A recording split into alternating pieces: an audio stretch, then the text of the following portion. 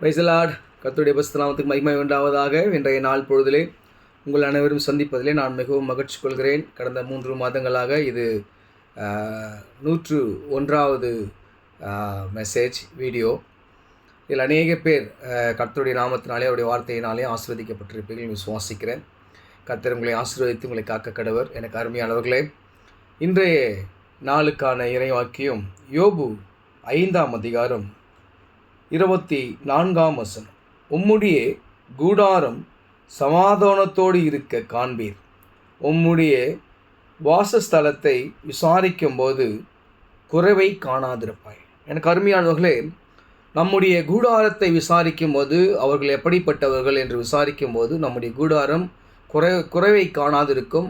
நம்முடைய கூடாரத்திலே கலகங்களோ இல்லை சண்டை சச்சரவுகளோ இல்லாதபடிக்கு சமாதானத்தை கர்த்தர் பெருக செய்வார் என்று அழகாக யோபுவினுடைய சரித்திரத்திலே சொல்லப்படுகிறது.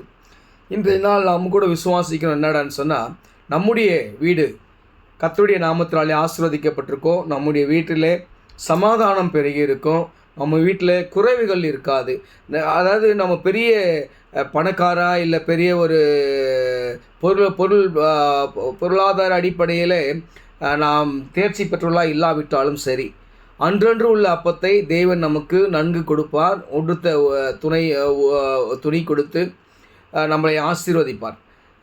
இருக்க இடம் கொடுத்து நம்மளை ஆசீர்வதிப்பார். நம்மளுக்கு சமாதானம் மட்டுமே இருக்கும். கூடாரத்துக்குள்ளே சண்டை சச்சரவுகள் இருக்காது.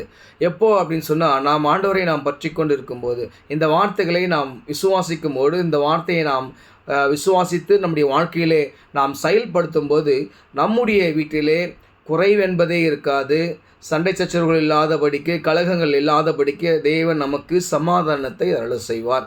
எனக்கு அருமையானவர்களே, நீங்கள் விசுவாசிங்க. சமாதானத்தை தேவன் தாமே நம்முடைய வாழ்க்கையில், நம்முடைய வீட்டில், நம்முடைய குடும்பத்தில் சமாதானத்தை கட்டளையிட்டு, அந்த எந்த ஒரு நம்ம விசாரிக்கும் அந்த குடும்பம் எப்படிப்பட்ட குடும்பம்னு சொன்னால், குறைவே இல்லாத ஒரு குடும்பம், ஒரு நல்ல குடும்பம்.